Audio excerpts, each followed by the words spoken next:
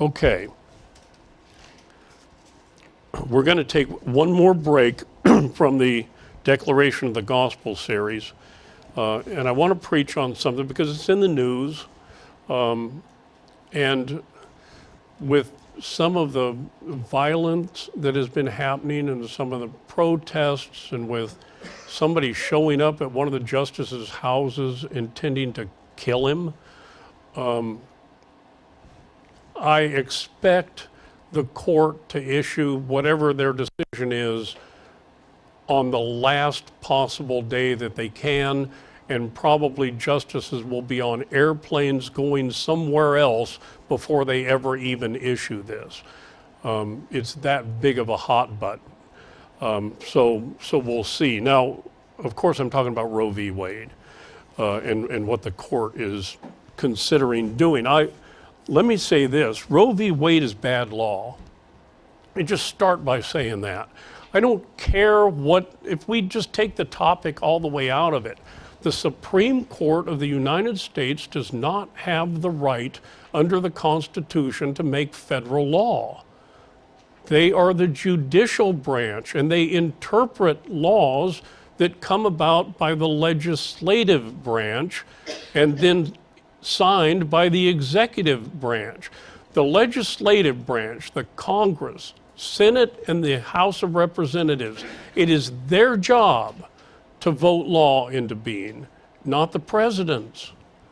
Now, we over the last 20 years or so, we've gotten to a point to where politics is so partisan that nobody's willing to compromise, so the president signs a bunch of executive orders as if he has the right to do that. Folks, he doesn't. He is not the king. He doesn't have the right to rule by fiat. It's Congress's responsibility to pass laws. It's the executive branch's responsibility to enforce laws with the Department of Justice and other avenues, and it's the court's responsibility to interpret whether or not a law is constitutional. That's it. That's the way this country was founded. They used to actually teach this stuff in civics classes. I don't think they do anymore. But that's the way, that's how things are supposed to work in the United States of America. Now, Roe v. Wade, in that decision, the Supreme Court decided, and this was brought about by, I remember her name, but I'm not going to advertise her. They called her Jane Roe in the lawsuit, and she sued the district attorney of Dallas County, whose name was Henry Wade. He was also, he had prosecuted a big case in the 60s against a guy by the name of Jack Ruby, who had shot Lee Harvey Oswald on national television. And so he kind of had a name for himself there. Well, in Texas, it was illegal to get an abortion. This Roe, Jane Roe, had already had 2 children that she'd given up for adoption. Now she's pregnant with a third. She's 21 years old. She doesn't want to have the kid. And so she gets some attorneys and they sue the district attorney. Eventually, it ends up at the Supreme Court. The Supreme Court then made the decision at what point during a pregnancy an abortion would be legal in the United States. The first trimester was wide open, no questions asked. The second trimester, there were some restrictions. In the third, there were even more restrictions. Ultimately, they found that the rights of the mother were greater than the rights of the unborn child. In fact, abortion activists have now taken the position that unborn, that they're not human anyway. You've heard this term, they're an inviable tissue mass. They consider them nothing more than a benign tumor or a lump, something that can be carved out and discarded of. And that's where we're at in this country, and that's a sickening thing to think about, but that's where we're at. So now, the main question, and by the way, I preached on this before, But I went back and looked, and it was the very first sermon that we ever preached with a camera in the room. So if you want to go back 9 years on the YouTube channel, you'll find it. But figure 9 years, I can probably bring it back around again. The main question that we have to ask relative to abortion is this, and the court tried to answer this, but they failed miserably. At what point does an unborn child become a person? At what point? They say after the first trimester. What point does that unborn child become a person? A person is defined as an individual human being, man, woman, or a child. At the point when an unborn baby becomes a person, an individual human being, at that point, that unborn person has rights, and abortion becomes murder. Murder is defined as an act of unlawfully killing a human being with premeditated malice by a person sound of mind.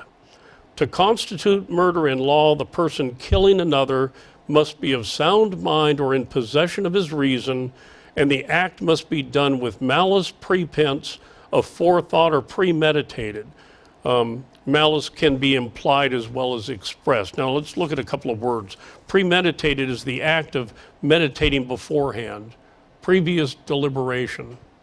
Malice is extreme enmity of heart or malevolence, a disposition to injure others without a cause, from mere personal gratification or from a spirit of revenge, unprovoked malignity or spite.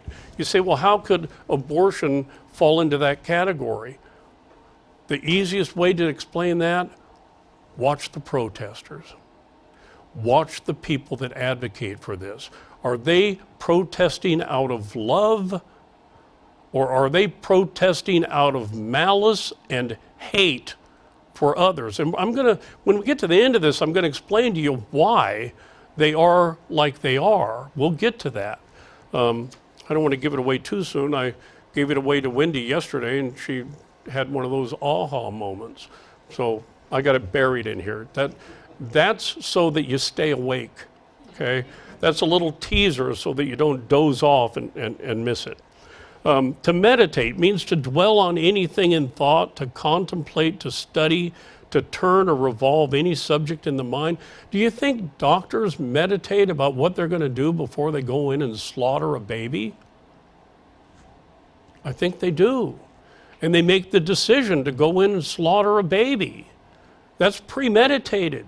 That's malice.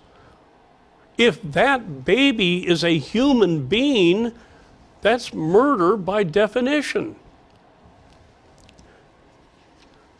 Malevolence is ill will, personal hatred, evil disposition toward another, enmity of heart, inclination to injure others. And prepense is to weigh or consider beforehand or to deliberate. So take a doctor who's taken an oath not to harm, and yet they go out and for a fee, they slaughter the unborn. Folks, if that unborn child is a human, if it's a person, then that's murder, plain and simple. Now, this definition says the act of unlawfully killing a human being. Well, why would it be unlawful? I mean, if that's the law of the land, why would it be unlawful? Because of a little thing called due process. If it's a human being, if a baby is a human being, that child has not been convicted of a court of law of a capital offense. So this is the taking of an innocent life, and that's unlawful, and hence murder. We have a thing called due process here. They can't just take you out in the street and shoot you because they don't like you yet. Not saying it won't come, but they can't do it yet. They've got to charge you. They have to take you before a jury of your peers. They have to try you. They have to win. That's the law. These children have never been tried. Further, abortion is a violation of the sixth commandment, thou shalt not kill. That's found in Exodus 20:13 and Deuteronomy 5:17. Interesting argument made by Nancy Pelosi.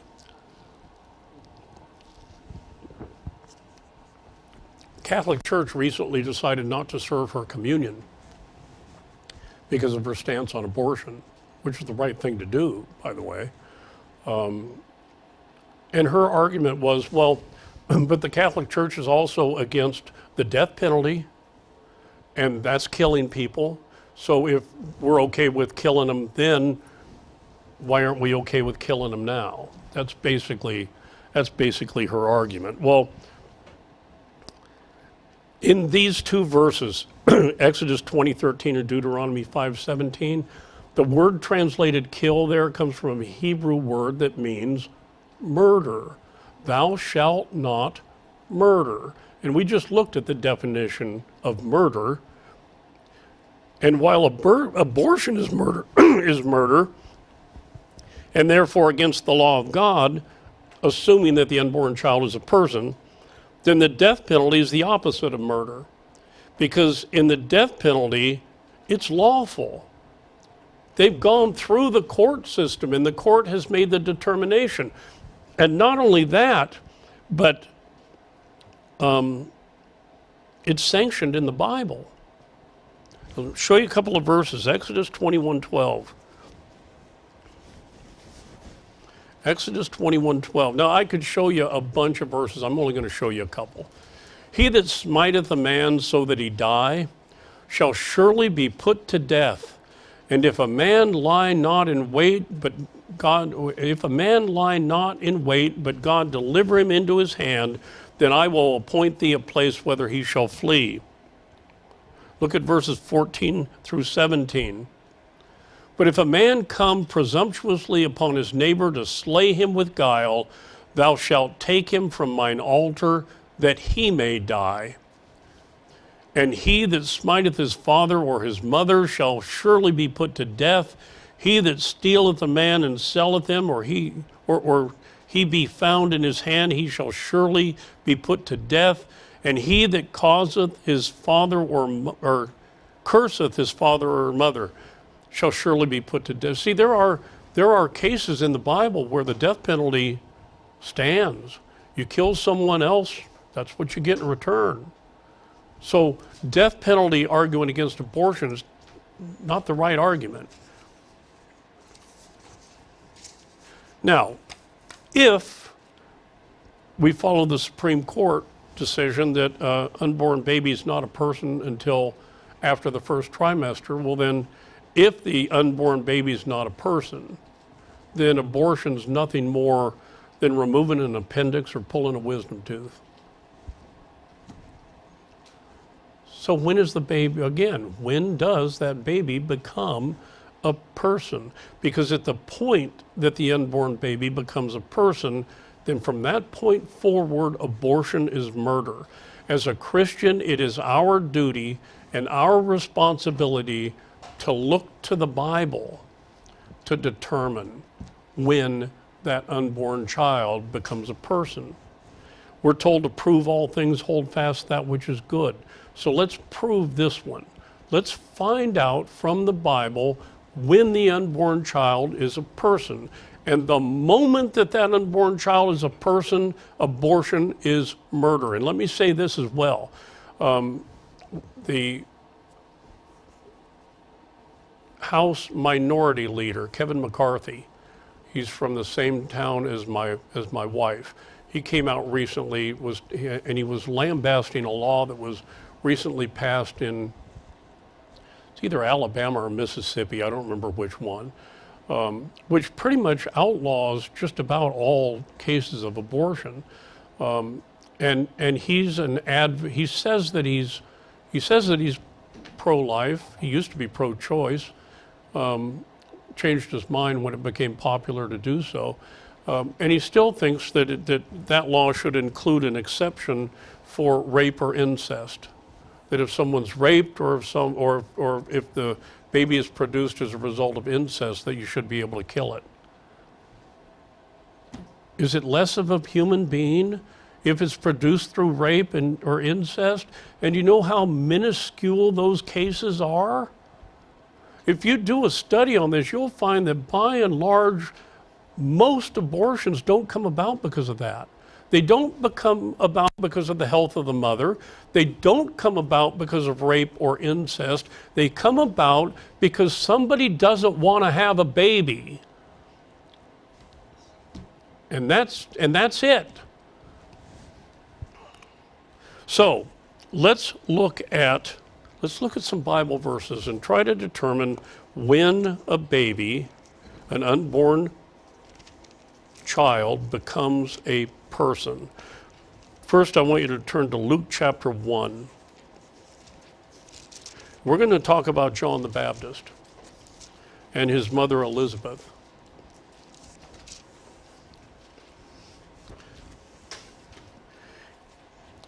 In Luke chapter 1 and verse 44,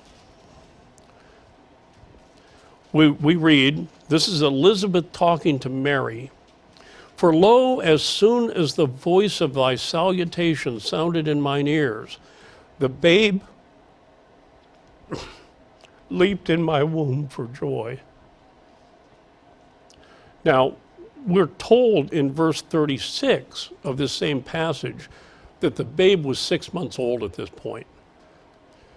In verse 36 says, and behold, thy cousin Elizabeth, she hath also conceived a son in her old age, and this is the 6th month with her, who was called barren.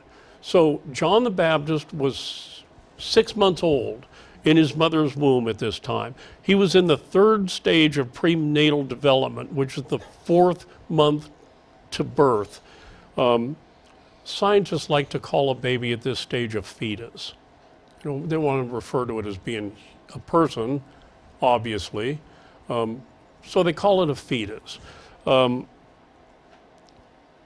notice also that when Elizabeth spoke these words, she was filled with the Holy Ghost. That's important. When she's speaking from the standpoint of the Holy Ghost, guess what you got, folks? You got Scripture. You got something that you can stand on. Look at verse 41. And it came to pass that when Elizabeth heard the salutation of Mary, the babe leaped in her womb, and Elizabeth was filled with the Holy Ghost. Now, I want you to notice a couple of very clear, very logical, and very convincing points from Elizabeth's words here. In verse, where were we? Verse 44. The babe leaped. The babe leaped. This is personally initiated action. It wasn't like she pushed it. No, the babe of himself heard her voice and leaped. Okay? She says, as soon as thy voice sounded in mine ears, the babe leaped. This is responsive action. Do benign tumors have responsive action? Do they get excited when they hear someone's voice that they're familiar with? Of course not. Why is it that we have people that teach, that read to their unborn children in the womb? Is that not obviously, even to liberals that are in favor of abortion, they do this all the time? Is that not obviously a human that they're talking to? It says the babe leaped for joy. This is purposeful action. And the babe leaped for joy, that's a motive action. So this unborn, whatever it is, demonstrated the attributes of personality, intelligence, purpose, and emotion. And this is at the end of the 2nd, beginning of the 3rd trimester, when in this country, it's still legal to kill that baby. Look at Psalm chapter 139.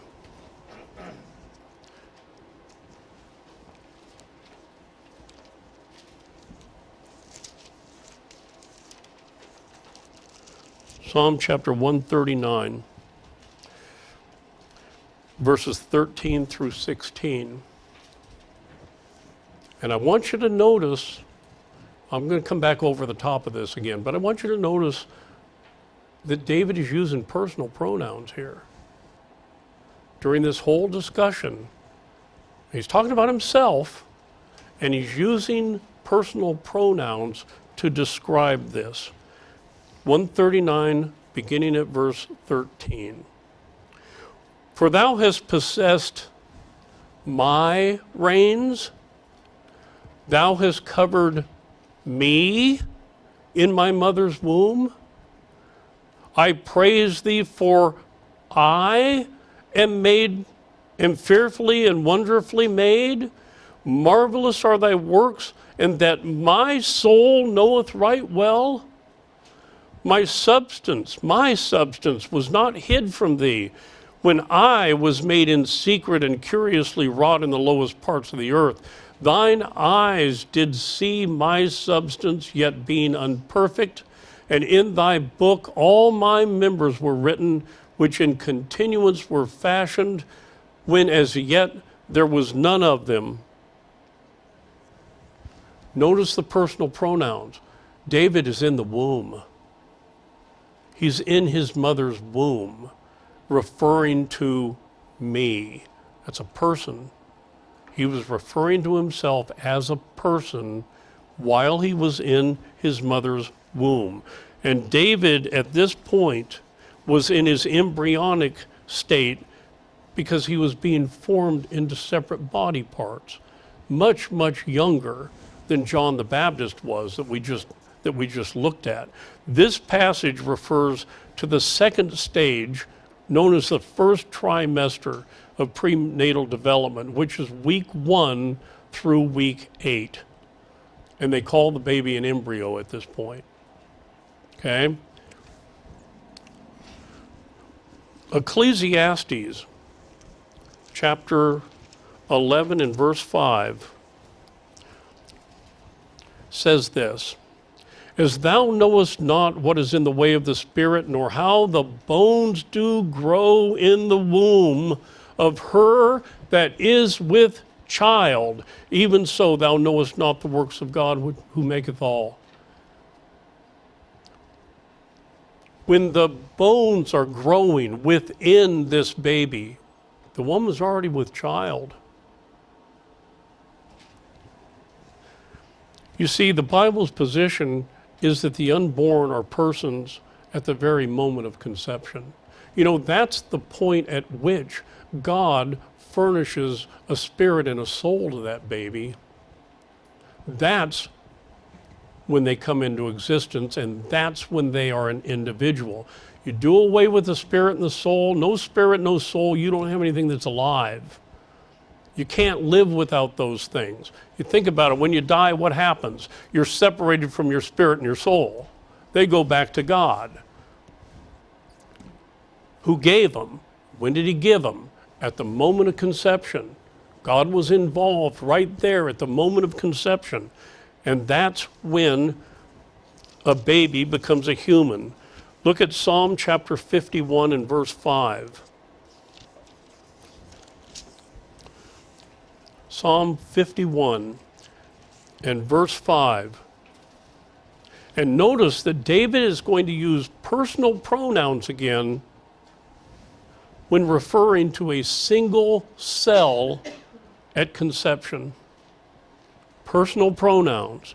Psalm 51:5. Behold, I was shapen in iniquity, and in sin did my mother conceive me. Now, there are people that will say, well, all that says is that David's mother was cheating on his dad, and so she had him out of wedlock, and he was It doesn't say that anywhere in the Bible. That's just trying to twist things around.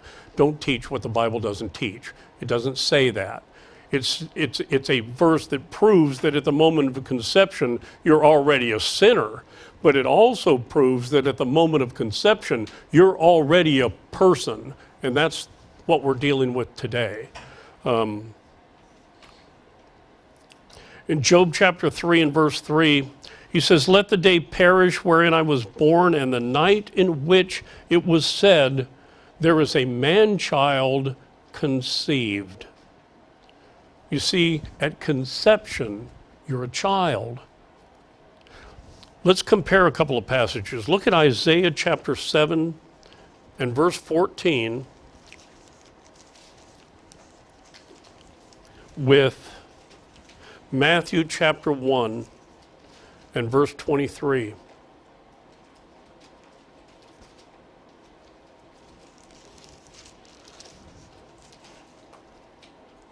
You know, this is one of these types of passages that new Bibles like to make fun of the King James on, because what we have here is a quote. In Matthew, we're quoting what was said over in Isaiah, but it's not quoted word for word. So they make fun of it and say, well, they didn't know what they were doing, so they try to change the Bible to match the quote over in Isaiah, right? They don't understand that there's a point here, that when you compare the two, you can get information out of it, and it helps define some terms. So in Isaiah chapter 7 and verse 14, we read, therefore the Lord himself shall give you a sign. Behold, a virgin shall conceive and bear a son, and shall call his name Emmanuel. Okay? Conceive. A virgin shall conceive. That's what I'm looking for. Now look at Matthew 1:23. Behold, a virgin shall, it doesn't say conceive here, folks. It says a virgin shall be with child. You see, the moment of conception, that woman is with child. And if you're with child, you've got a human being growing in your belly, not a benign tumor, not an inviable tissue mass. That is a child. A child is the unborn or newly born human being, a young person of either sex below the age of puberty. You're with child at the moment of conception, and that's a human being. And so you have no business slaughtering it just because you don't want to have it. Now, these verses cover the first stage of prenatal development, a single fertilized cell. The baby at this point is called a zygote, but still, it's a baby. It's a human being. You know, one of the things that's really changed a lot of people's views on this are things like ultrasounds, where you can actually see what's in there now. When Wendy was pregnant with Blake and also with Josh, we went in and had the ultras, but it wasn't like it is today. You couldn't tell if it was a baby or a lizard. You could just see that there was something in there moving around a little bit. Now you look at these images and you can tell that's a baby, clearly. So at the moment of conception, a unique being is created, containing within itself a genetic package that is programmed for development into adulthood. At the very moment of conception, that's what's in there. Now, all it needs is time. Just like planting a seed in the ground, it needs time to grow into a big oak tree. But given time, given nourishment, given all that it needs, that's what it's programmed to do. Nothing will be added to this unique being except time, nutrition, and oxygen. That's all. And that will continue to be added even after it's out of the womb. So a fertilized ovum is not a potential human being. It's a human being with potential. Plain and simple. And to kill that is murder. To end that human being's life when it's not guilty of a crime warranting capital punishment and without due process by a doctor who is of sound mind and has thought this through beforehand, folks, that's murder. You know, we talk about people like, what was his name? John Wayne Casey, I think. The son of Sam, Charles Manson, Ted Bundy, serial killers. We talk of these people as being you know who the serial killers are? They wear white lab coats with Dr. Smell Fungus written in red letters above their chest. And they run abortion clinics. They are so much farther serial killers than any of those other guys were. Look at Job chapter 31 and verse 15.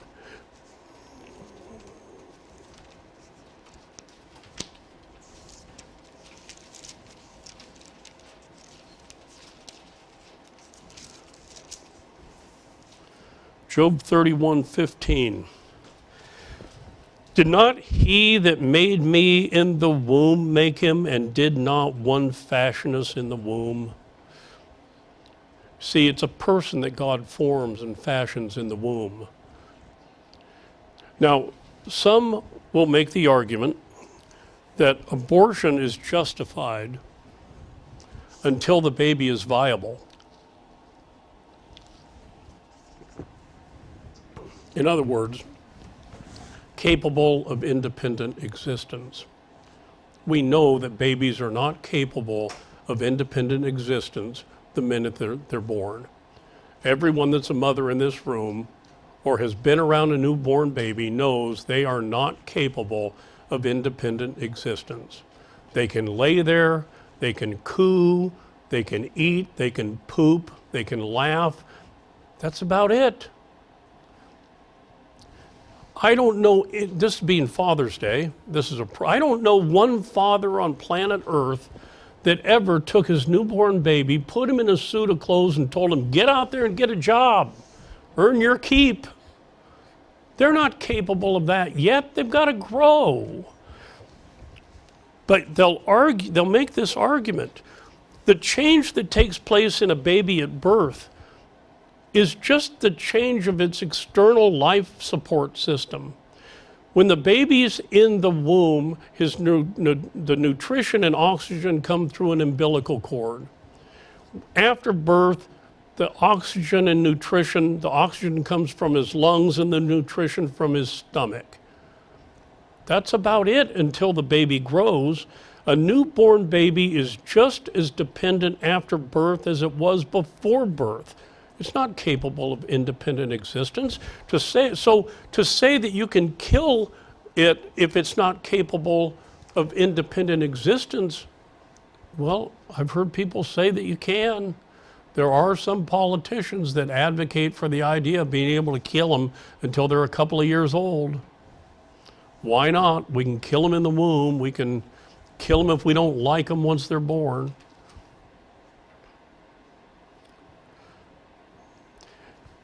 And think about this. The idea that abortion can be justified until the baby's viable, if unchecked, will lead to the justification of taking any human life at any age that's not capable of independent existence. Personal story. My father had a debilitating stroke when he was 70 years old. He could never speak again. At least not to where anybody could understand him. He couldn't walk again. He was paralyzed on his right side, so he was right-handed, so he couldn't write a note to anyone again. He had to rely on my mother and on nurses for the next almost 4 years before he finally passed away from pneumonia and emphysema. But he was incapable of independent existence, but he was still my dad, and he was still alive.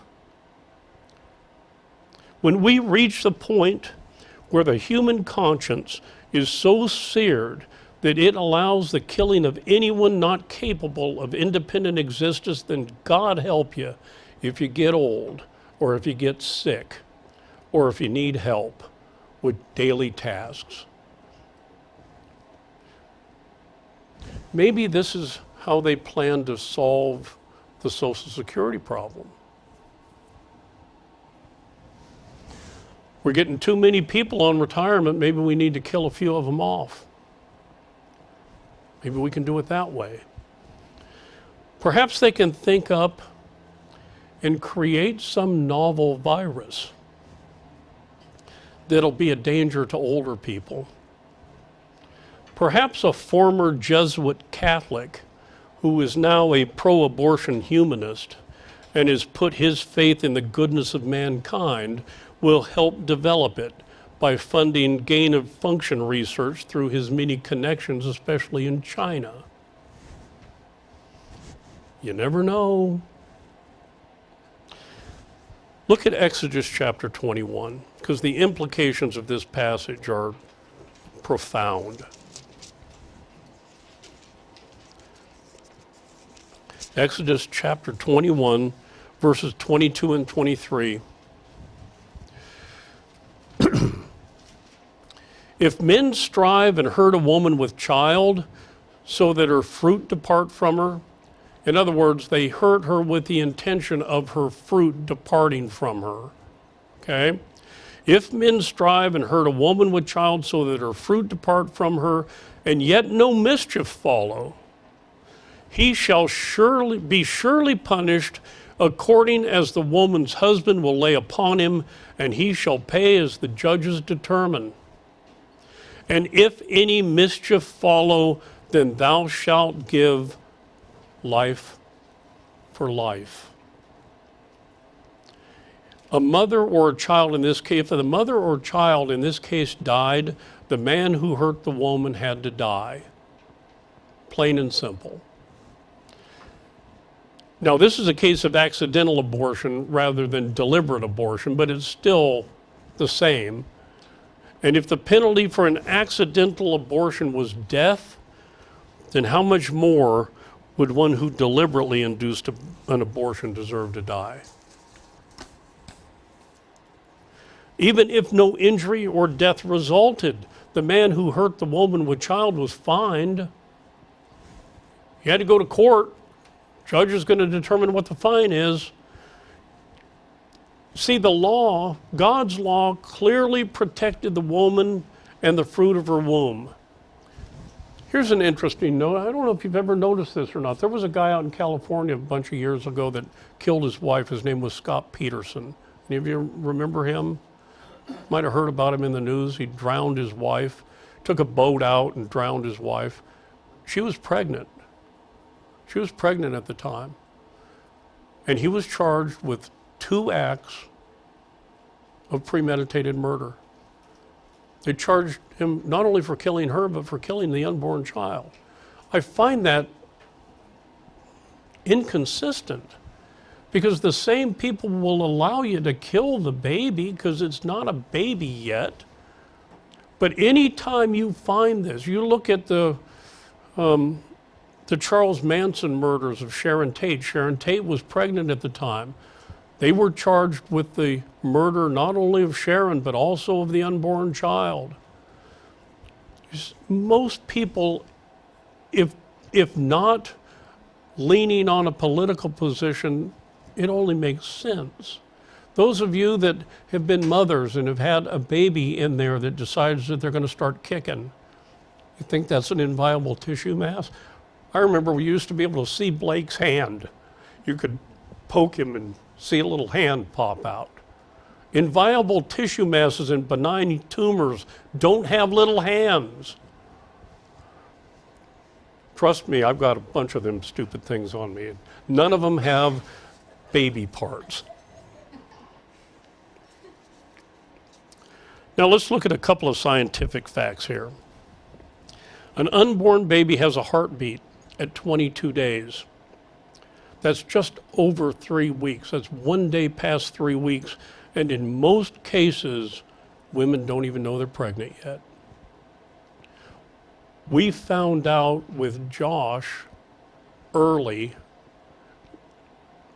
Wasn't it Josh that was early? Was it Blake that was early? Because it was the longest pregnancy in the history of mankind, because we found out like a day after she conceived. And so it wasn't like I got to go 7 months. No, I got to go a whole 9. It was, but usually you don't even know for a while until you end up taking a pregnancy test for some reason. And that's at least a month downstream, maybe longer. The skeleton of an unborn baby is complete, and reflexes are present by the 6th week.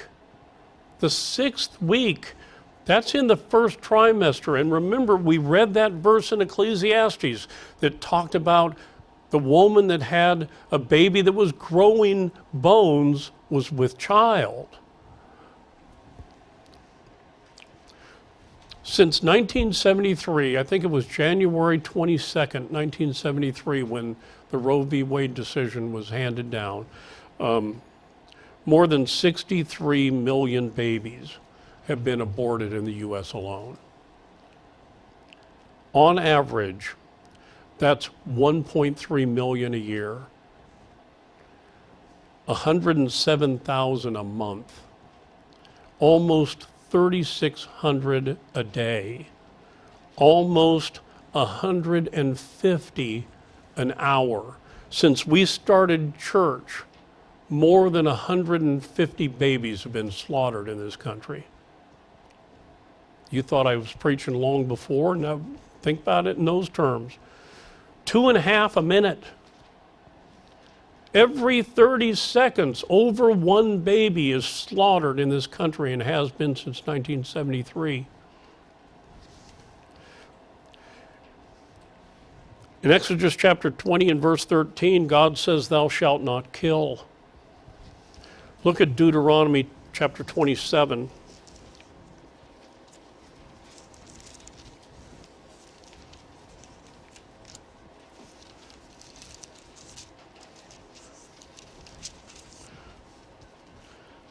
Deuteronomy 27 and verse 25. "Cursed be he that taketh reward to slay an innocent person." What do you think? You think an abortion doctor gets a reward for slaying an innocent person? You bet he does. He gets a paycheck. "Cursed be he that taketh reward to slay an innocent person." And all the people shall say, Amen. Look at Proverbs chapter 6.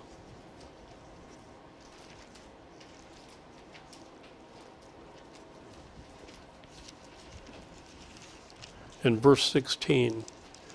Proverbs 6:16. "These 6 things doth the Lord hate, yea, 7 are an abomination unto him: a proud look, a lying tongue, and hands that shed innocent blood." You see, the Lord condemns the shedding of innocent blood. And we've slaughtered 63 million since Roe v. Wade came into law. Okay, we're getting down to the point that I told Wendy about yesterday, and she got all excited. So most of you have stayed awake. That's good.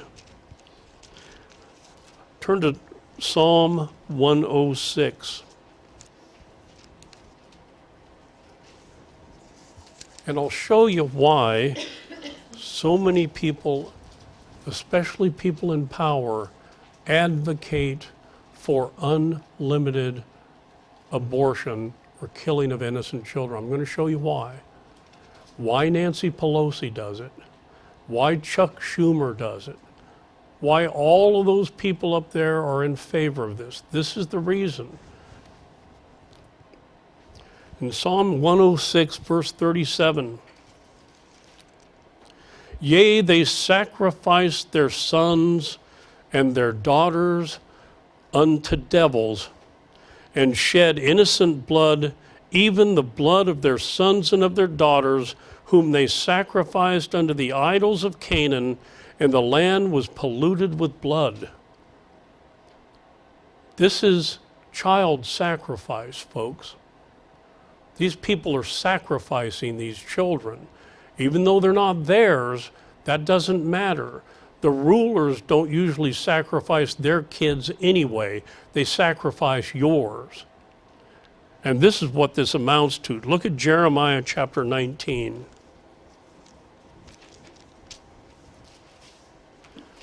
verses 4 and 5. They have built also the high places of Baal to burn their sons with fire for burnt offerings unto Baal, which I commanded not, nor spake it, neither came it into my mind, sacrificing children to the devil. Paul said in 1 Corinthians 10:20, the things that the Gentiles sacrifice, they sacrifice to devils and not to gods. And believe me when I say this, the people that are in power, that are so adamant to keeping abortion the law of the land, know exactly who they're sacrificing to, and they do it in return for the power that they got from the God of this world. And they worship him and they sacrifice to him, and it's your children that they're sacrificing. And as if it wasn't bad enough to do it through abortion since 73, now they do it through the school system. Still sacrificing your children to the devil.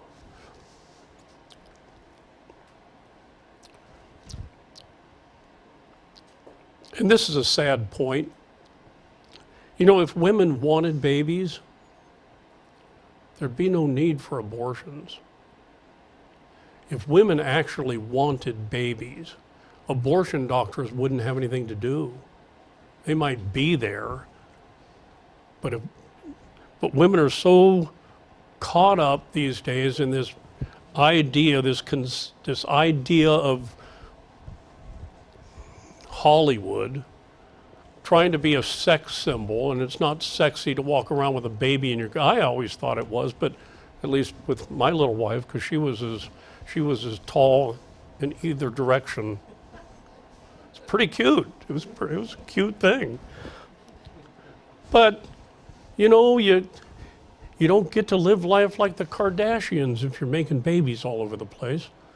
If there was a desire for children in this country, abortion would come to an end. Look at Psalm chapter 113 and verse 9.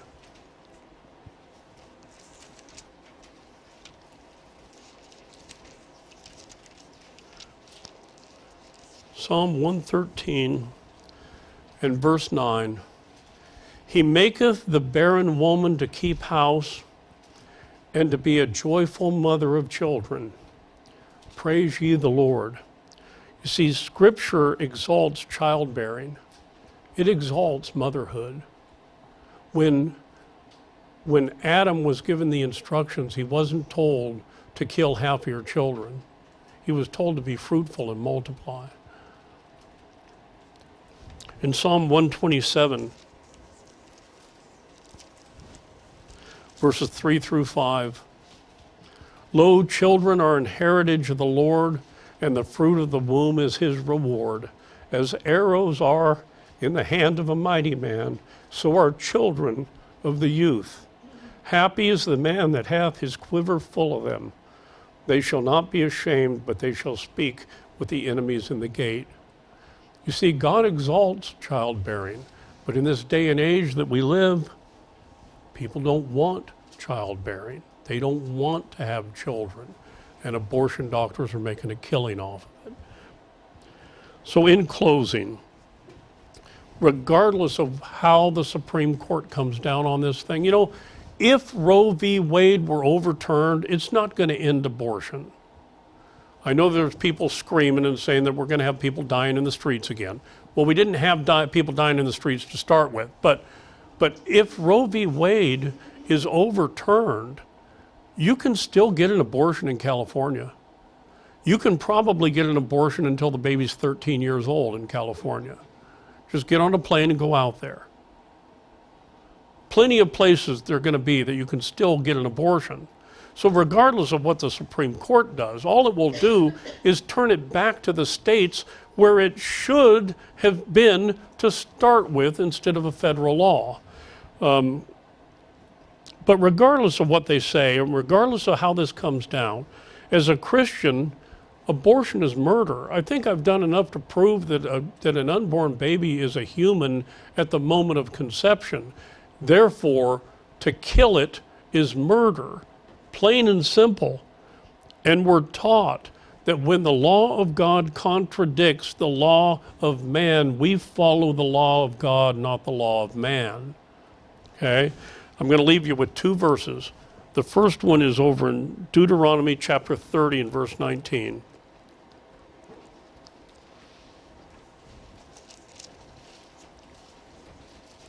Deuteronomy 30, 19. I call heaven and earth to record this day against you, that I have set before you life and death, blessing and cursing. Therefore, choose life, that both thou and thy seed may live. And finally, Jeremiah chapter 1 and verse 5. Now, at Jeremiah chapter 1, God is speaking to Jeremiah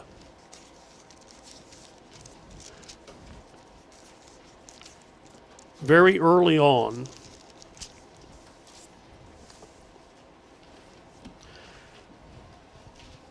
And while this is written to Jeremiah, I want you to think about something for a minute.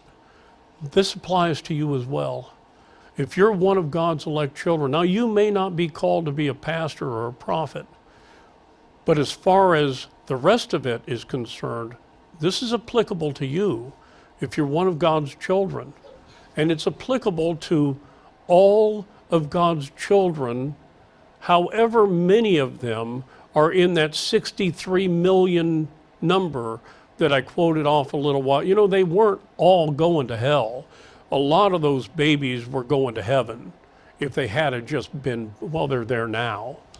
Obviously, they're there now, but still, those weren't just. And you wonder, you know, I mentioned the idea about Nancy Pelosi serving the devil. Well, how do you serve the devil by killing babies? Well, you know, he only has so many angels left. And he's trying to control the world. And if we have too many people in the world, it's hard for him to control it. There's only so many demons to go around. That's why the group with the Georgia Guidestones, the Bill Gates and all the rest of that want to, I heard a funny story the other day. I heard, you know, the promise that Jesus said that upon this rock I'll build my church and the gates of hell shall not prevail against it. He never said the hell of gates shall not prevail against it. But anyway, well, it was funny when I heard it. Must have been the delivery, you know. You see, if they can slaughter off a bunch of people, then the devil doesn't have to control as many of them. So sacrifice the babies to the devil, and then you get power, and he doesn't have to control them. But watch what God says to Jeremiah, and let this one sink down into your soul. Jeremiah chapter 1 and verse 5, before I formed thee in the belly, I knew thee. And before thou camest forth out of the womb, I sanctified thee. And I ordained thee a prophet unto the nations. Now, he may not have ordained you a prophet, but before you were formed, he knew you. We know that because he wrote your name in the Lamb's Book of Life before the foundation of the world. And you weren't here then. One thing keep in mind, he knows every one of those 63 million babies, especially the ones that are elect. He knows every one of them, and he knows us as well. So our job is not to go out and picket things or start riots, but it is our job to at least understand the topic, and if someone brings it up, be able to discuss it with them effectively and intelligently. And that's what I've tried to give you today, at least a few talking points, because folks, this is going to be out there, regardless of what the court does. You know, I said early on that Roe V Wade was bad law.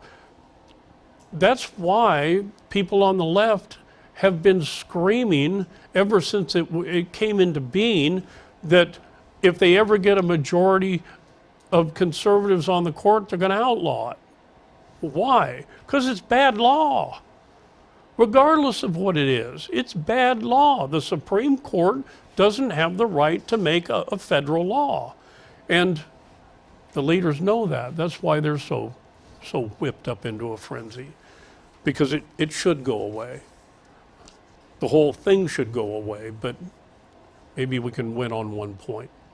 With that, I thank you for your very kind and patient attention this morning. Let's stand and be dismissed in prayer.